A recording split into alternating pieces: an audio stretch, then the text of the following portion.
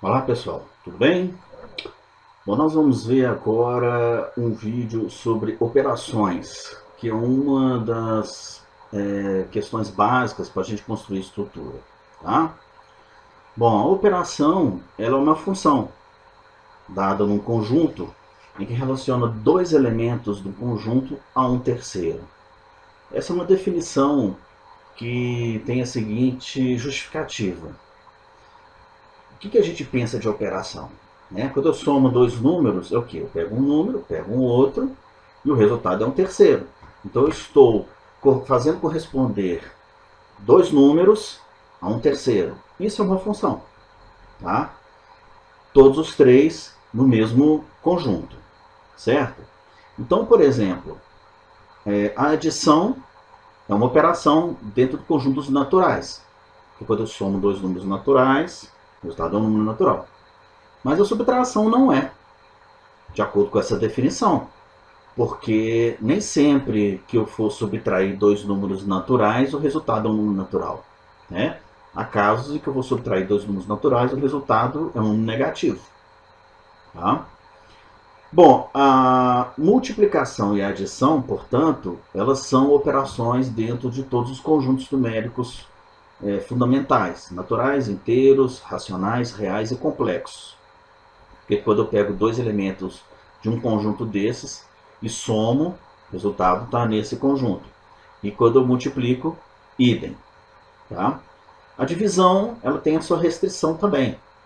Né? No conjunto dos números inteiros, eu não posso dizer que divisão é uma operação, porque ocorrem de exemplos, né? Eu dividir um número inteiro pelo outro e o resultado não ser número inteiro, né? Quando a divisão não é exata.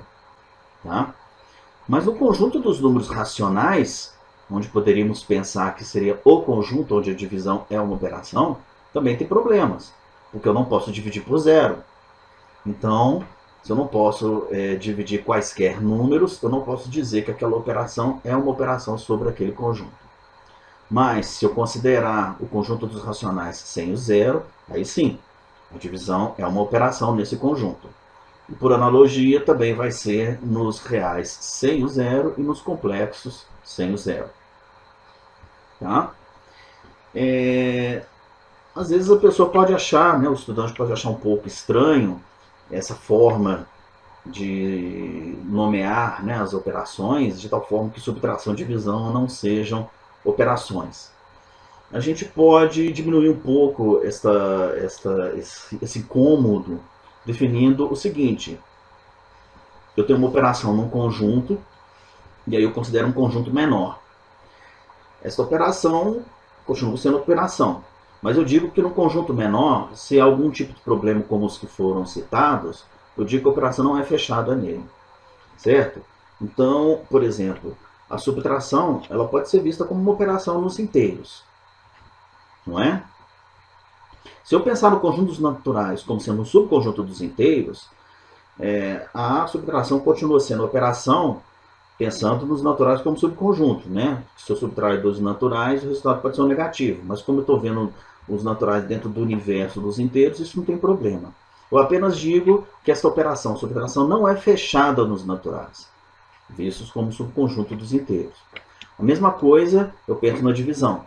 A divisão é uma operação dentro do conjunto dos racionais menos o zero. Pensando nos inteiros menos o zero como um subconjunto do outro, eu digo que a divisão não é fechada nesse segundo conjunto. Tá legal? Então eu penso que a operação, mas apenas não é fechada. Existem algumas propriedades que a gente já conhece, né, do ensino básico, e é bom aqui voltar. A primeira delas é a comutativa. Né? Se eu opero um primeiro com o segundo, isso é a mesma coisa que operar o segundo com o primeiro. Às vezes as pessoas pensam, não, mas é claro, essas propriedades são muito naturais, muito óbvias, mas agora que nós temos conhecimento de uma gama vasta de conjuntos, a gente pode ver que isso não é necessariamente natural, não. Tá? Então, como exemplo, vamos considerar o conjunto das matrizes. Tá? A gente conhece lá da geometria analítica, da álgebra linear, que podemos operar as matrizes, no caso 2 por 2, né, para ficar mais simplificada a conta, as operações de adição e multiplicação são definidas como está mostrado aqui do lado. Não é difícil ver, e quem já passou por geometria analítica linear sabe, que a operação de multiplicação no conjunto de matrizes não é comutativa. Veja aqui um exemplo de duas matrizes, A e B, tais que A vezes B dá um resultado e B vezes A dá outro resultado. Tá? Mas a gente sabe que a operação multiplicação é comutativa nos conjuntos numéricos, naturais, inteiros, etc. Tá? Tem a operação associativa também, vamos lembrar? Significa que eu pego 3 elementos e se eu operar os 2 primeiros e deixar para operar o segundo, é a mesma coisa que operar os 2 últimos e com o resultado operar o primeiro. Tá? O elemento neutro. O elemento neutro é aquele que preserva a operação, ou seja, qualquer um que operar com ele dá esse primeiro número. Não é difícil ver o seguinte, que quando o elemento neutro existe, ele é único. Tá? Veja a demonstração. Se eu pressupor que eu tenho O1 e O2 como elementos neutros, então, pela neutralidade de O1, ele preserva o O2. E pela neutralidade de O2, ele preserva o O1. Então, O2 é O1 vezes O2, que é O2 vezes O1, vezes é um abuso de linguagem de falar, que é igual a O1. E aí a gente vê que O1 é igual a O2. Tá? Nos conjuntos numéricos, o 0 é o elemento neutro da adição e o 1 é o elemento neutro da multiplicação. No conjunto das matrizes 2 por 2, o elemento neutro da adição é a matriz nula, que é formada por zeros, e o elemento neutro da multiplicação é a matriz identidade, que tem 1 na diagonal principal e 0 nas demais entradas. Dado uma operação e um elemento neutro, é possível a gente definir o elemento inverso, que é aquele que, operado com o elemento correspondente, o resultado é neutro. Ou seja, ele anula a operação, vamos dizer assim. Então, por exemplo, no conjunto dos números racionais, o inverso de 2 é meio, na multiplicação, porque 2 vezes meio é 1. 1 é o elemento neutro da multiplicação. Eu preciso do elemento neutro para definir o inverso. Quando o elemento possui inverso, a gente diz que ele é inversível. Quando um elemento possui um inverso, esse inverso é único. Mas para a gente poder deduzir isso, nós precisamos supor que a operação é associativa. Então veja, suponha que o elemento tenha 2 inversos, A1 linha e A2 linha. Eles são inversos de A. Então, operando A com A1 linha, dá o elemento neutro 0. Agora, em cada lado dessa igualdade, eu vou operar o A2 linha. Então, nós vamos ver que do lado direito, o A2' operado com o elemento neutro da A2', do lado esquerdo vou aplicar a propriedade associativa. Quando eu faço isso, o parênteses reduz a O, porque A2' é operado com A da O. Aí fica do lado esquerdo O operado com A1', que é o próprio A1', e dessa forma eu provo que A1' é igual a A2'. Se pensarmos na operação multiplicação no conjuntos naturais, apenas o 1 é inversível, apenas ele tem inverso, porque o inverso de qualquer número natural não é natural, tirando o 1.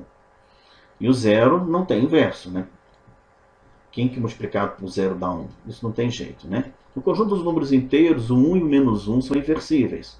O inverso de 1 é 1, o inverso de menos 1 é menos 1. E no conjunto dos racionais, reais e complexos, qualquer elemento não nulo é inversível. No conjunto das matrizes, existe toda uma conta para a gente encontrar o inverso de alguém. Veja esse exemplo. Dada a matriz 1, 1, 0, 1, para a gente achar o inverso, significa achar uma matriz ABCD, cujo produto dá a matriz identidade. Fazendo a operação multiplicação, a gente chega nessa igualdade de matrizes. Igualando entrada com entrada, a gente obtém um sistema. Não é difícil resolver esse sistema e achar os valores de A, B, C e D. E, portanto, o inverso da matriz A é a matriz 1, menos 1, 0, 1. No próximo exemplo, nós vamos ver que o conjunto das matrizes a questão do inverso é um pouco mais complicada. Veja, pega a matriz 1100. Nós vamos utilizar o mesmo procedimento, ou seja, supor uma matriz ABCD cujo produto com a matriz A dê identidade. Isso produz novamente essa igualdade de matrizes, mas um sistema que vai ser obtido é impossível de resolver, porque observem, na última linha nós temos 0 igual a 1. Isso não pode acontecer, então não tem como resolver esse sistema. Ou seja, essa matriz A não é inversível. Então é isso aí, pessoal.